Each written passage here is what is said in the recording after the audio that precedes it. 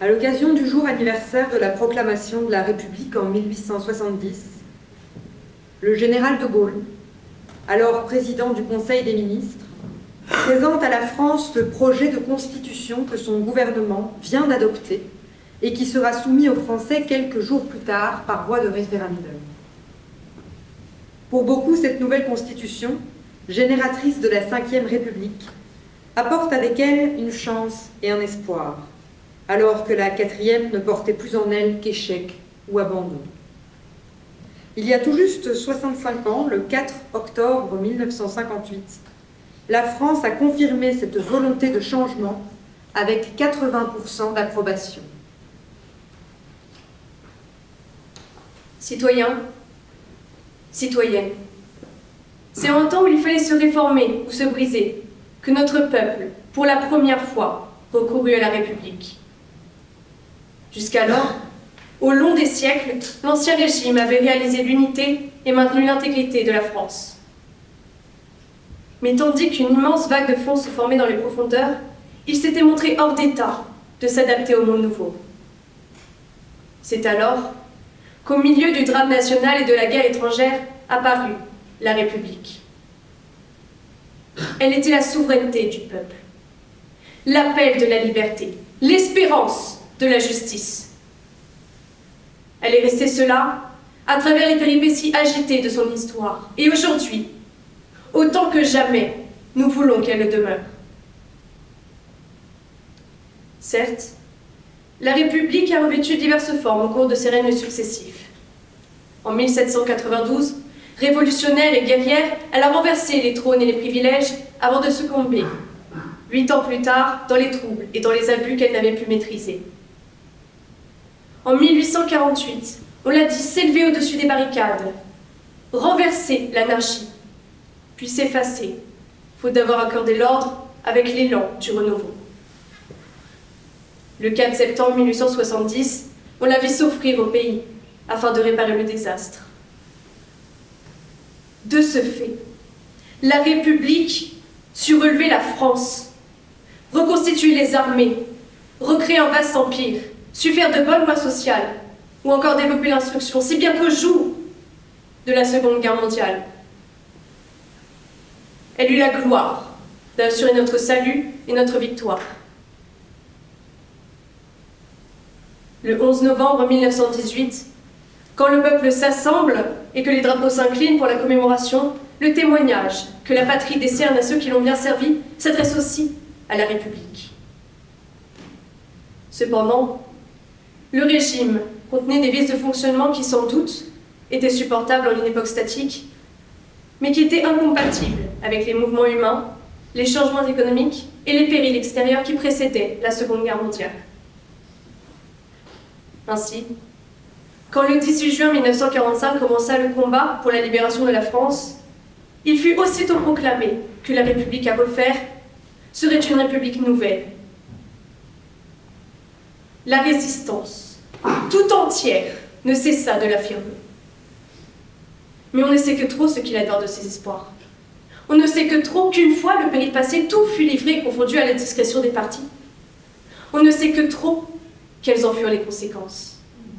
À force d'inconsistance et d'instabilité, il était inévitable que la paralysie de l'État plongeât le pays dans une grave crise nationale et qu'aussitôt la République fut menacée d'effondrement. C'est dans la légalité que moi-même et mon gouvernement avons assumé le mandat exceptionnel d'établir un projet de constitution nouvelle et de le soumettre à la décision du peuple. La nation, qui seule est juge, approuvera ou repoussera notre œuvre, mais c'est en toute conscience que nous la lui soumettons. Nous vivons dans un monde que des forces immenses sont en train de transformer.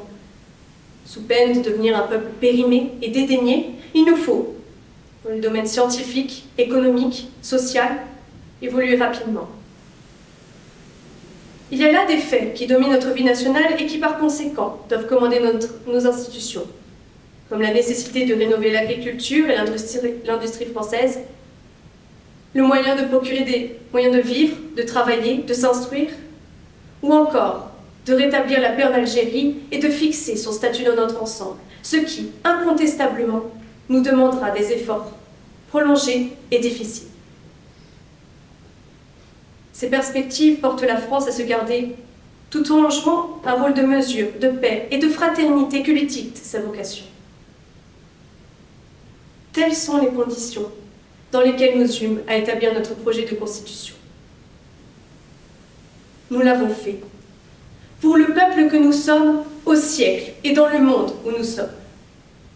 Nous l'avons fait de telle sorte que notre pays puisse être dirigé par ceux qui le mandatent et lui accordent la confiance qui anime la légitimité.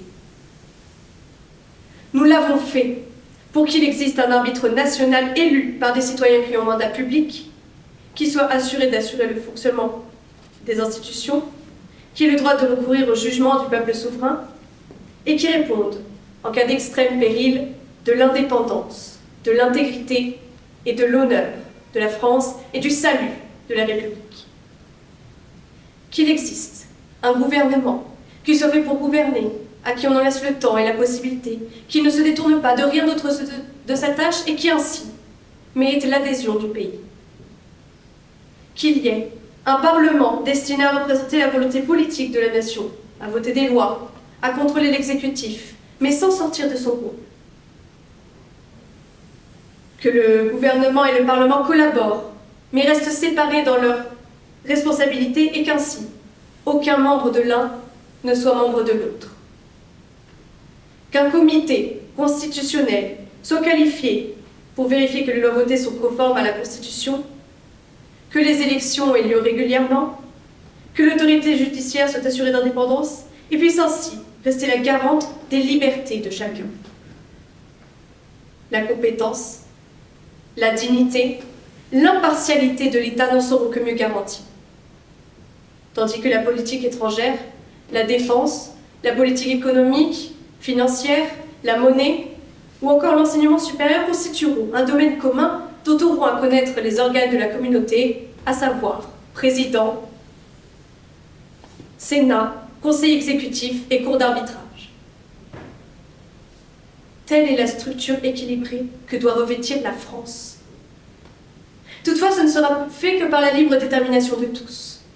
En effet, chaque territoire aura la faculté, par son vote au référendum, soit d'accepter la proposition de la France, soit de la refuser et de rompre avec elle tout lien. Ensuite, devenu membre de la communauté, chaque territoire pourra dans l'avenir assumer lui-même la charge de son destin, indépendamment des autres. Ainsi, par mandat du peuple, seront prises les dispositions nécessaires à la mise en place des futures institutions. Voilà, Françaises, Français, de quoi s'inspire, en quoi consiste la Constitution qui, le 28 septembre prochain, sera soumise à vos suffrages. De tout mon cœur, au nom de la France, je vous demande de répondre oui. Si vous ne le faites pas, nous retomberons inlassablement le jour même dans les errements que vous savez. Si vous le faites, la République deviendra forte et stable, pourvu que les hommes responsables sachent désormais le vouloir.